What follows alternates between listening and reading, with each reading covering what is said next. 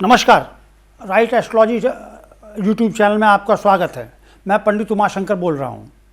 आइए, नया वर्ष शुरू हो गया है। नए वर्ष में क्या रहेगा, कैसा रहेगा, किसके लिए, कौन सी राशि के लिए, हम आज बात करते हैं संपत्ति पे। संपत्ति एक जीवन का अनिवार्य सत्य है। हर आदमी को रहने के लिए भवन, मकान, चाहे वो 2 BHK हो, चाहे कोठी हो, चाहे बंगला हो, सबको आवश्यकता होती है। हर आदमी जब 24, 25, 26 साल का होता है, अपने कैरियर को लेकर फोकस करता है, उसके बाद में उसका अगला टारगेट होता है, अगला लक्ष्य होता है, बड़ा क्लियर होता है कि भाई मुझे एक अपना घर लेना है, एक शादी करनी है। और तो इस वर्ष 2024 में किन राशियों के लिए संपत्ति का योग बन रहा है? आप में से बहुत सारे लोग ऐसे भी होंगे जो कमर्शियल प्रॉपर्टी को बेचकर बड़ी प्रॉपर्टी लेना चाहते होंगे, या कमर्शियल प्रॉपर्टी पे इन्वेस्टमेंट कर रखा होगा, उस इन्वेस्टमेंट का फ़ायदा उठाना चाहते होंगे। संपत्ति की जब हम बात करते हैं तो रेजिडेंशियल भी आता है, कमर्शियल भी आता है, इंडस्ट्रियल भी आता है, लैंड भी आता है, कंस्ट्रक्शन भी आता है। यानी कि आप बेच के बड़ी प्रॉपर्टी लेना चाहते हैं या नई प्रॉपर्टी लेना चाहते हैं, आप क्या करना चाहते हैं।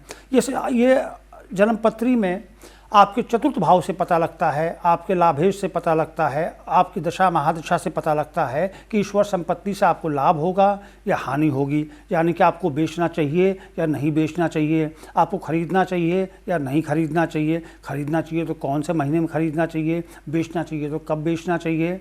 ठीक है, आइए तो इन विषय पर हम चर्चा करते हैं राशि अनुसार। मैं शुरुआत करता हूँ मेष राशि। मेष राशि 12 राशियों की सबसे प्रथम राशि है। बृहस्पति आपके लगन में है, मुबारक हो। नए वर्ष की शुरुआत में बृहस्पति लगन में, वो भी आपको मार्गी मिले हैं। बड़ा अच्छा समय है आपकी संपत्ति को लेकर, और निश्चित तौर पे आप कोई ना कोई बड़ी संपत्ति लेने का विचार कर रहे हैं। पिछले साल अक्टूबर या 2023 से बड़ा अच्छा योग चल रहा है, शुभ योग चल रहा है। जनवरी, फरवरी, मार्च आपके लिए बहुत ही उत्तम समय है। इस समय आप संपत्ति बिल्कुल ले सकते हैं। अगर मैं वृषभ राशि की बात करूं तो आपके 12वें घर में अभी बृहस्पति चल रहा है गोचर के अनुसार। तो इस समय आप अगर संपत्ति का विचार कर रहे हैं तो या तो आप फिर अप्रैल, मई, जून में अपना विचार रखिए। जुलाई, अगस्त, सितंबर, अक्टूबर, इन महीनों में संपत्ति में अगर आप निवेश करेंगे या बेचेंगे तो आपको हानि होने की आवश्यकता है, या मन माफिक आपको संपत्ति ना मिले, ऐसी कुछ अवस्थाएं पैदा हो सकती हैं। तो मैं कहूँगा आप अप्रैल, मई, जून, इन 3 महीनों में या अक्टूबर के बाद में अगर आप संपत्ति लेते हैं तो निश्चित तौर पे आपको संपत्ति अच्छी मिलेगी, आपकी इच्छा अनुसार मिलेगी। चाहे आप इंडस्ट्रियल प्रॉपर्टी लेना चाहें या आप कमर्शियल लेना चाहें, आप किसी भी प्रकार की संपत्ति लेना चाहें। आइए अब मैं चर्चा करता हूँ मिथुन राशि की। वर्तमान में बृहस्पति आपके लाभेश है, मेष राशि में है, अच्छा समय है। लेकिन ये चतुर्थ भाव से संपर्क बनाने के कारण में हो क्या रहा है कि आप दुविधा में फंसे हुए हैं। आप कई बार सोचते हैं कि मेरे को 2 BHK लेना चाहिए या मेरे को दुकान लेनी चाहिए, या जिस भी प्रॉपर्टी में आप निवेश करना चाहते हैं, आप एक दुविधा में हैं। ये दुविधा बृहस्पति मेष राशि में होने के कारण है, और जो बृहस्पति राहु है वो मीन राशि में होने के कारण है। और इस कारण से हो क्या रहा है कि आप दुविधा से निकल नहीं पा रहे हैं।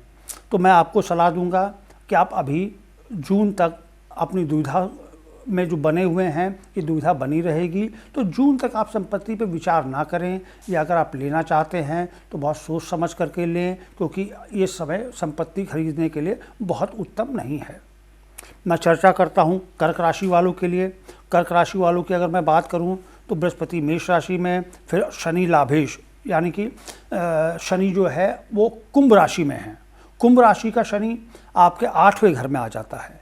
8वें घर का जो शनि होता है वो कहीं ना कहीं जीवन में भय पैदा करता है। यानी कि आपको भय हो सकता है कि आप अगर लोन पे या EMI पे लेना चाहते हैं तो आप ले पाएंगे या नहीं ले पाएंगे, ले पाएंगे तो क्या EMI टाइम पे दे पाएंगे, नहीं दे पाएंगे। यानी कि ये वर्ष जो है वो आपके कैरियर, बिजनेस, व्यवसाय, इन चीज़ों को लेकर थोड़ा सा आपको अस्थिर रखेगा, आपके मन को विचलित रखेगा, आपके मन को डामाडोल रखेगा। इस कारण से थोड़ी सी आपको समस्या रहेगी। तो मैं जो भी कहूँगा आपको यही सलाह देना चाहूँगा कि कृपया उधार लेकर, मित्रों की सहायता से या किन्हीं और माध्यम से उधार लेकर संपत्ति पे निवेश ना करें। अब जब आपका कॉन्फिडेंस बढ़ जाए, आप बिल्कुल कॉन्फिडेंट हो, तभी अगर आप संपत्ति पे निवेश करेंगे तो आपको लाभ मिलेगा। मेरा कुल मिला के कहने का अर्थ इतना है कि अभी थोड़ा सा संयम रखें, सोच विचार करके करें। यदि आपकी उम्र 46 साल से ऊपर है तो मैं आपको बिल्कुल कहना चाहूँगा कि आप संपत्ति को अगर आप बेच रहे हैं तो सोच समझ के बेचें, क्योंकि आपको हानि होने की संभावना है। शीघ्र में, जल्दबाजी में अपनी संपत्ति को ना बेचें, यह आपके लिए बहुत लाभदायक रहेगा। आगे आता हूँ मैं सिंह राशि वालों के लिए। सिंह राशि वालों के लिए मैं कहूँगा सर्वोत्तम समय चल रहा है, बहुत ही बढ़िया समय चल रहा है। आपको बृहस्पति मेष में, राहु मीन में और मंगल आपको धनु राशि में मिले हैं इस वर्ष की शुरुआत में। हाँ, मंगल अस्त है, लगभग 14-15 जनवरी तक मंगल अस्त रहेंगे, उसके बाद में उदय हो जाएंगे। उसके बाद में ये फरवरी महीने में आपके मकर राशि में जाएंगे, जो आपके छठे भाव में होगा, बहुत अच्छा रहेगा। आप इस वर्ष कभी भी संपत्ति के बारे में विचार बना सकते हैं, कभी भी संपत्ति का क्रय विक्रय यानी कि सेल और परचेज कर सकते हैं। सेल परचेज से मेरा यहाँ मतलब ये है कि अगर आप कोई अपनी एक संपत्ति बेच के दूसरी लेना चाहते हैं तो बिल्कुल आपको लाभ मिलेगा, बिल्कुल ले सकते हैं। अगर आप संपत्ति में निवेश करके लंबे समय तक पैसा कमाना चाहते हैं, जैसे कि आपने कोई प्रॉपर्टी बाय कर ली, उसको रेंट पे दे दिया, तो उससे भी आपको लाभ मिलेगा। ये समय आपके लिए बहुत अच्छा है, बहुत लाभदायक है। तो आप इस वर्ष कभी भी संपत्ति के विषय में विचार बना सकते हैं। आगे मैं आता हूँ कन्या राशि वालों के लिए। कन्या राशि वाले, अगर आपकी उम्र 32 से 40 साल के बीच में है तो समय संपत्ति के लिए बड़ा अच्छा रहेगा। और ख़ास तौर पे शुरुआत के पहले 4 महीने यानी कि जनवरी, फरवरी, मार्च, अप्रैल, ये समय बड़ा अनुकूल है आपके लिए। और अगर आप 40 से 50 साल के बीच में हैं तो कृपया इन 4 महीनों में संपत्ति का क्रय विक्रय ना करें, उसके बाद करें, आपको बहुत लाभ रहेगा। आप में से कन्या राशि, चूँकि राहु मीन राशि में है और कन्या में ही केतु है, तो हो सकता है कि आप में से कुछ लोग संपत्ति के विवाद में फंसे हुए हों, या विवादित आपकी कोई संपत्ति विवाद में आ गई हो, कोर्ट कचहरी का मामला चल रहा हो। तो आप ऐसे में विवाद से अपने आप को दूर बचा के रखें। कोर्ट कचहरी मामला चल रहा है तो संयम के अनुसार चलें। आपको बृहस्पति जब वृषभ राशि में यानी कि मई जून के महीने में आपको सही मार्गदर्शन परमात्मा देगा। आपको अंदर से एक इंट्यूशन पैदा होगी कि मुझे क्या करना चाहिए, कैसे करना चाहिए। आप उस इंट्यूशन पे चलेंगे तो आपको निश्चित तौर पे अच्छा खासा लाभ होगा और अपनी इंट्यूशन पे बने रहिएगा।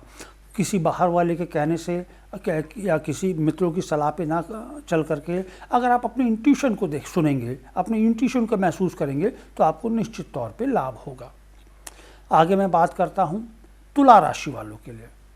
संपत्ति के लिए समय अच्छा नहीं है, क्योंकि शनि जो है वो पंचम भाव में है और जो आपकी राशि में, आपकी पत्री में जो संपत्ति का कारक है, संपत्ति का स्वामी है, वो भी शनि है, चतुर्थ भाव है। लेकिन वो अपने से एक राशि आगे है, यानी कि अपनी राशि को, अपनी मकर राशि को वो विपरीत करता है, यानी कि 12वां करता है।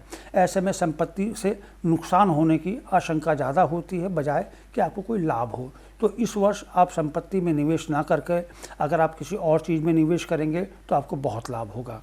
अगर आप एजुकेशन क्षेत्र में हैं तो आप एजुकेशन लाइन में जाइए, वहाँ पे आप इन्वेस्टमेंट कीजिए, आपको लाभ होगा। हाँ, अगर मैं संपत्ति पे चर्चा कर रहा हूँ तो आप अगर स्कूल, कॉलेज या इन चीज़ों में संपत्ति लेना चाहते हैं, इन चीज़ों के लिए, तो आप ले सकते हैं, उससे आपको लाभ होगा। अगर आप घरेलू संपत्ति, रेजिडेंशियल या कोई और पर्पस से लेना चाहते हैं तो मैं कहूँगा कि इस वर्ष ना लेकर के थोड़ा संयम रखेंगे तो आपको बहुत लाभ होगा।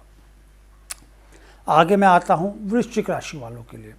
आपके स्वामी मंगल हैं, वर्तमान में धनु राशि में हैं, अस्त हैं, लेकिन फरवरी में ये मकर राशि में जा रहे हैं, आपकी अपनी उच्च राशि में। मंगल को वैसे भी भवन का और ज़मीन का, प्रॉपर्टी का स्वामी कहा जाता है, और जब ये उच्च राशि के होते हैं तो निश्चित तौर पे संपत्ति से, भवन से, वाहन से आपको एक अच्छा खासा लाभ मिलता है। तो मैं बिल्कुल सलाह दूंगा आपको, अगर संपत्ति में क्रय विक्रय, नई संपत्ति लेनी है, कुछ भी करना है, आप तुरंत करें, शीघ्र प्लान करना शुरू कर दें। और फरवरी में यानी कि बसंत पंचमी के बाद से और आप नवरात्रों तक कभी भी ले सकते हैं। अन्यथा आप जब अक्टूबर के बाद वाले जो नवरात्रे आते हैं उसके बाद आप लेंगे, आपको निश्चित तौर पे लाभ होगा। हो सकता है आप इधर कोई छोटी संपत्ति लें और आगे जाके इसी वर्ष उसको बेच करके आप बड़ी संपत्ति भी ले सकते हैं। निश्चित तौर पे लाभ के पूरे योग बन रहे हैं। अब मैं आता हूँ धनु राशि वालों के लिए। धनु राशि वालों, बृहस्पति पंचम में मेष राशि में, सर्वोत्तम समय। बृहस्पति अपने आप को यानी कि अपनी राशि को देखता भी है। बहुत बढ़िया समय है, बहुत अनुकूल समय है। अगर आप 50 वर्ष से ऊपर अधिक के हैं तो अगर आप अपनी संतान की संपत्ति लेकर देना चाहते हैं, उनके लिए निवेश करना चाहते हैं या अपने बुढ़ापे के लिए लेना चाहते हैं ताकि एक आपको आमदनी का स्रोत प्राप्त हो, एक अर्निंग का जरिया प्राप्त हो, आप बिल्कुल लीजिए, आँख बंद करके लीजिए। आप जो भी लेंगे, यानी कि अगर मैं कहूँ तो आप मिट्टी में भी हाथ लगाएंगे तो आपको सोना होगा। मिट्टी यानी कि अगेन संपत्ति का स्वामी। आप ऐसे में अगर कुछ भी करते हैं संपत्ति को लेकर के, आपको निश्चित तौर पर लाभ मिलेगा। आगे मैं आता हूँ मकर राशि वालों के लिए। मकर राशि वालों, बहुत अच्छा समय चल रहा है। शनि स्वग्रही होकर दूसरे भाव में बैठे हुए हैं, लेकिन हाँ, ये नीच का होकर के चतुर्थ भाव को भी देखते हैं। ये वर्ष आपको संपत्ति के लिए उतना सर्वोत्तम नहीं रहेगा जितना कि पिछला रहा। और इस वर्ष अगर आप वाहन, भवन, इन चीज़ों के क्रय विक्रय से जितना अपने आप को दूर रखेंगे उतना लाभ होगा। फरवरी और मार्च का महीना आपके लिए अनुकूल नहीं है, क्योंकि इस समय में शनि अस्त भी रहेंगे जो आपको थोड़ा भयभीत कर सकते हैं या आपको नुकसान दे सकते हैं। इसलिए इन चीज़ों से आप अपनी दूरी बनाए रखें। इस वर्ष अपनी माता का भी थोड़ा विशेष ध्यान रखें, क्योंकि वहाँ से भी आपको थोड़ी परेशानियाँ आने की संभावना है। यानी कि संपत्ति के मामले में मैं आपको सलाह दूंगा कि अगर आप थोड़ा सा संयम रखेंगे इस वर्ष तो आप बहुत फ़ायदे में रहेंगे, बहुत लाभदायक रहेंगे। आगे मैं आता हूं कुंभ राशि वालों के लिए। कुंभ राशि वालों, आपके लिए 2024 ही नहीं 2025 भी उतना ही अनुकूल है। अगर मैं कहूं तो 2021 के बाद में 2024 और 2025 सबसे अनुकूल समय आपके लिए आया है। चाहे आप प्रॉपर्टी की बात करें, चाहे आप बिज़नेस की बात करें, चाहे आप कैरियर की बात करें, चाहे आप व्हीकल की बात करें यानी कि वाहन की बात करें, आप जिस भी चीज़ में हाथ डालेंगे आपको निश्चित तौर पर लाभ मिलेगा। ये समय है, अगर आप बड़ी गाड़ी लेने का इच्छा रखते हैं, बहुत बिल्कुल सभी समय है। आप मार्च के बाद में या तो जनवरी में ले लीजिए या मार्च के बाद में पूरे साल कभी भी लेंगे, आपको निश्चित तौर पे फ़ायदा मिलेगा, निश्चित तौर पे लाभ मिलेगा। अगर कोई प्रॉपर्टी में आप इंटरेस्टेड हैं, जो काफ़ी समय से आप ट्राई कर रहे हैं लेकिन बात पक्की नहीं हो पा रही है, डील नहीं बन पा रही है, तो ये समय आप मार्च के बाद ट्राई करें, बिल्कुल डील आपके मन माफिक होगी। आप जिस बजट में अच्छी प्रॉपर्टी चाहते हैं उसी बजट में आपको अच्छी प्रॉपर्टी भी मिलेगी।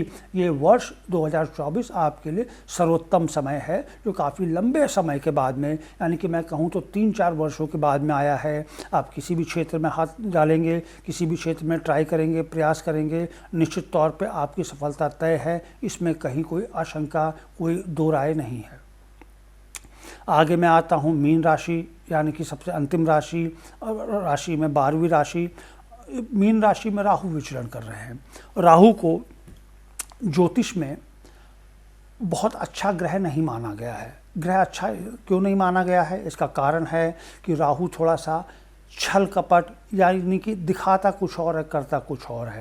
यानी कि अगर आप प्रॉपर्टी के विषय विचार कर रहे हैं, आपको डील कुछ और दिखाई जाएगी, उसके पीछे कुछ और होगा। आखिरी समय में आपको अपने विचार बदलने पड़ेंगे। अगर आप किसी के साथ मिलकर लेना चाहते हैं, यानी कि पार्टनरशिप में, साझेदारी में, तो मैं बिल्कुल सलाह नहीं दूंगा, बिल्कुल ना ले, आपको निश्चित तौर पर नुकसान हो सकता है। अगर आप भाई बंधुओं के साथ मिलकर संपत्ति लेना चाहते हैं तो थोड़ा सा संयम के साथ, थोड़ा सा पारिवारिक सलाह के साथ लें तो ही आपके लिए उचित रहेगा। अगर आप जॉइंट वेंचर में इन्वेस्ट करना चाहते हैं, मैं बिल्कुल सलाह नहीं दूंगा। राहु मीन में होने के कारण में आपके साथ में थोड़ा सा विश्वासघात, धोखा, थोड़ी समस्याएं हो सकती हैं। तो संपत्ति, वाहन के मामले में जितनी अधिक सावधानी बरतेंगे उतना अधिक आपको लाभ मिलेगा। नमस्कार, राइट एस्ट्रोलॉजी में आपका स्वागत है।